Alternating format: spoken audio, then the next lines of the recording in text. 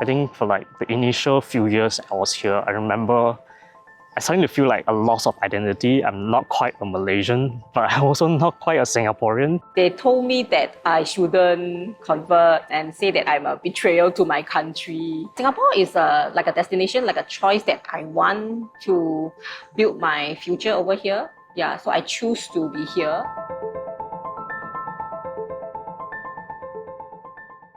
马来西亚的国民登记局近期发布数据透露，过去5年有61116人放弃马来西亚国籍，当中90%选择转籍为新加坡人，主要是由经济和家庭原因驱使。让马国游子们最后选择落脚新加坡，真的只是如此吗？我找来了2位新移民，请他们分享选择换国籍背后的故事。Singapore is my very first country that I traveled to, so I didn't own any international passport at that point of time. This one, right, can only travel to Singapore. Oh. And yeah, it's half the price. Only in Singapore. You cannot travel, say, like Thailand or... Cannot. It's called a restricted passport. I think it's no longer in production now. Yeah, so at that point of time, it was more affordable, so I chose this. And yeah, because my intention is just to come to Singapore. 我是 May， 我是从2020年成为新加坡公民。So one, I came to Singapore, so I was quite clueless. I just want to come to Singapore to find a job. My first job was in retail. A lot of my superiors are actually Malaysians. They're already PR and then aiming to become citizens. So if I was thinking, if they can, I also want to because I kind of like it here. I'm quite comfortable being in Singapore. So I aim to get at least an S pass. So in order to do that, I need to have at least a fixed pay job, like an office job. But it's like being in that customer service office job, the pay was very little. So it's impossible. So I switched industries and I jumped between jobs. So finally I landed in one job, which is like a cost consultant job. So that's where I gotten my PR status. That I think the whole thing took me about 7 years. So after you got your PR, did you immediately think of wanting to convert into Singapore citizenship? No. 除了像吴楚梅那样为了谋生而来新加坡，也有不少马来西亚人从小来新加坡念书，因而长期留在这里。Hi, I'm Matt. I'm 34 years old and I got my citizenship last year. So I came here when I was 18 years old. I hold on to a student pass to do my studies at Polytechnic. At that time, my sister has already came to Singapore and worked here and married here. So she suggested that I come here to continue my studies here because there's just a lot more opportunity. And then I went on to do university and I graduated at age 25. I started working here under employment pass until I was around 30 years old in 2020 when I decided to apply for a permanent residence here. I think for like the initial few years I was here, I remember I started to feel like a loss of identity. I'm not quite a Malaysian, but I'm also not quite a Singaporean. So it feels weird. It's a sense of like, okay, I think I need to make a decision eventually, like where I want to identify myself as. But that decision didn't come until 2020, and that was the pandemic year. And I think one of the things that kind of became the impetus of making that decision was like, I remember I was feeling like we're all in lockdown in this country, and I was thinking like, if this pandemic were to go on forever for the rest of my life, I think the one place I want to be in Singapore. I don't think I would feel comfortable being in any other places. And then that's when I decided that it makes sense for me to consider really put into the effort of becoming a Singaporean. So I applied PR in 2020, and then I got it in 2021. And then I have to hold on to the PR for a minimum of 2 years before I can apply for a citizenship. And literally on the day that the 2 years mark hit, I went onto the portal and started applying for the citizenship. When I renewed my PR for the first time, I didn't know that we need to renew like every 5 years. How if one day that the government changes their policy and I can't renew anymore? Because no matter what, permanent resident doesn't mean I'm really guaranteed to be in Singapore. I'm married to my husband. He's a Singaporean. Then 2012, I had my first child.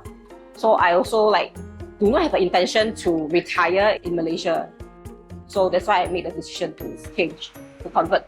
Since my family is here and then my kids are here, growing up here, so I see there's a long-term stability 根据马国官方数据，截至2025年12月17号的5年期间，共有35356名女性放弃马来西亚国籍，比男性多约40%。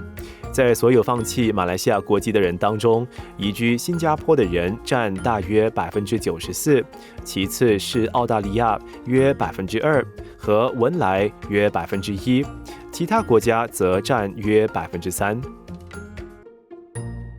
如果单单只是看这数据的话，你觉得哇，每年有1万名马国公民来入籍新加坡，那你可能会觉得这个数据是非常可观。其实每年入籍新加坡的这个人数大概有2万2左右，那也就是说，入籍新加坡的马来西亚公民也只有少过一半。从那个角度来分析的话，你就觉得，其实这个不是蛮多的可能以往至少根据我个人的那个经历来说，那个对比可能应该是60%、70%左右，但是现在其实是在降至少过50%。那我觉得是蛮有意思的。Unlike the past, you have Malaysians, talents, skilled labor have more options.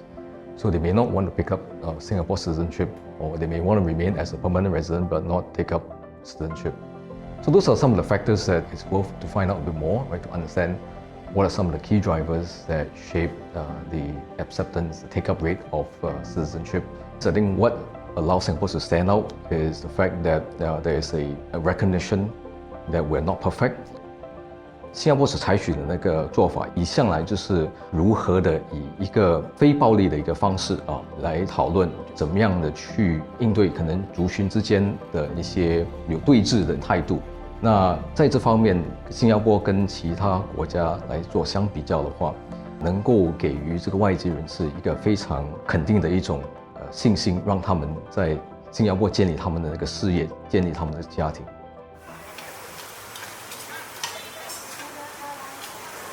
You know, when my yearly visit back to my hometown, my friends would say, "Hey, you're very Singaporean already, leh." In what way? The way I talk, this is not a very good thing, but they mentioned that I'm more kiasi now. And more kiasi and kiasu. Yeah, I mean, my immediate family members, they're all very supportive. More on the followers, my YouTube followers. Yeah, so I'm a full-time content creator. So I think I mentioned something like why I convert, and they told me that I shouldn't convert and say that I'm a betrayal to my country. But you weren't sad or angry or confused? Not really. I think I'm quite used to it. I feel that your birthplace will always be a part of you no matter what. The changing of nationality doesn't mean that you have to reject where you come from. Singapore is like a destination, like a choice that I want to build my future over here. So I choose to be here. I think most people would assume that I'm Singaporean, so they wouldn't ask me much about it. But I did receive a couple of remarks when I'm in a ride share or a cab, when I strike out conversations with the cab driver, and then they eventually realize that I am a recent convert to a Singaporean. They do have some remarks about I don't count because I didn't serve NS here. Like hearing those remarks do make me doubt myself, whether I am actually count as a Singaporean. But I just tell myself that it's okay. I'll do my duty as a Singaporean in other ways. 但是如果有太大批的这个新移民来到新加坡的时候，可能对马国那方面也会有一点尴尬了因为可能他们觉得这是反映了他们这个马国政府的这个不足。一般上我们还是需要吸引这个新移民但是我们也希望他们就是这个数据的这个显示不会说造成我们的邻国有点感到不方便，还是有点尴尬。所以在怎么样的是取得这两方面的一个平衡，那是一个挑战。